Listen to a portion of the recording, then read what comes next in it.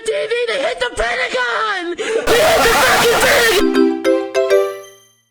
Welp, here we are. First animated movie review after Animation Explosion ended, discussing the latest Pixar movie, Turning Red. This movie's been the target of a bunch of stupid people on Twitter complaining about its character designs and it's pushing the topic of puberty onto children.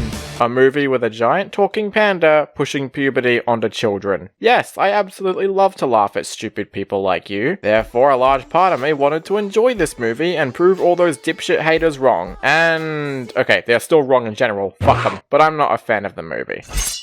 I have my reasons. Turning Red is far from a bad movie. It's not on the same level of awful as Raya or Brave or The Last. It's just the kind of movie I say, towards. In fact, I think this is the only Pixar movie to get that kind of reaction from me. The character designs are good. I like them. They have plenty of energy, and some of the faces they make, or the way their eyes are animated even, were enough to get some laughs out of me. It's neat how the movie takes place in the 2000s, a time period I spent most of my childhood in, and I was exposed to things like Tamagotchi and boy bands. So a lot of what they featured in the movie were the kind that make me say, oh, I remember those. So that's always nice, I guess. And seeing as it took place in the early 2000s, I'm certainly glad they never went into any deep topics that might have traumatized some people around that time. It's an animated movie about a talking panda. There's no need for stuff like that. I also appreciate that the movie can discuss topics that wouldn't be easy to find in other animated movies and have it be treated completely normally. Or even having this movie feature teenagers around that time period, because not many movies do that. May is a decent protagonist and her friends were pretty cool too, I guess. Alright, that's enough for positives. Now on to the not so good stuff. I've praised this movie's looks, but when it tries translating itself to drama, it doesn't feel natural. I know Mitchell's vs. Machines has exaggerated animation too, but it was also a perfect blend of two art styles that helped make both the humor and drama all the more impactful. But when you have cartoonishly looking characters going through more dramatic moments, the payoff isn't as satisfying as it should be. Also, some shots just look...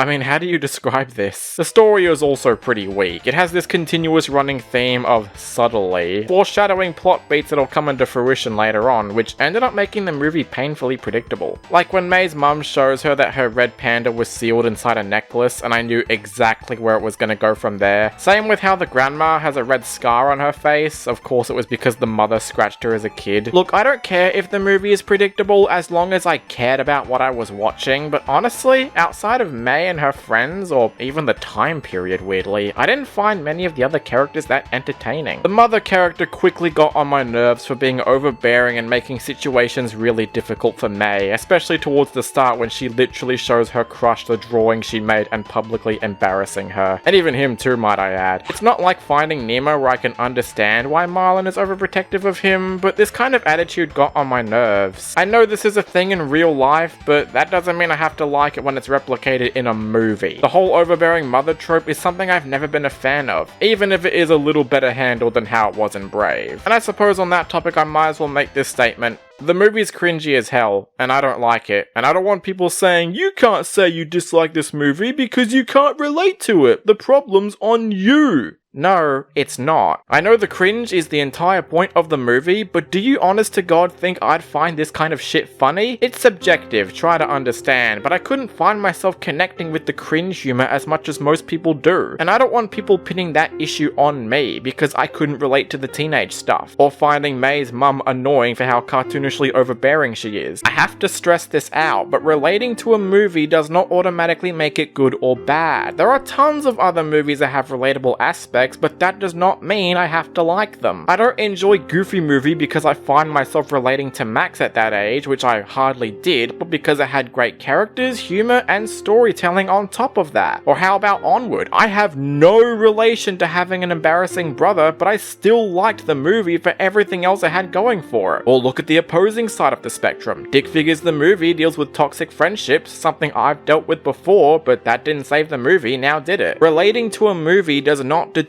if you should like it or not. Look, if you enjoy Turning Red because you can relate to the teenage cringe humor, that's completely fine. I won't judge you for it. And to be honest, having normalized movies about certain age groups is a good thing. But even if I did relate to the movie, I still wouldn't find it very funny. Seriously, they have an actual 13-year-old girl twerking at one point.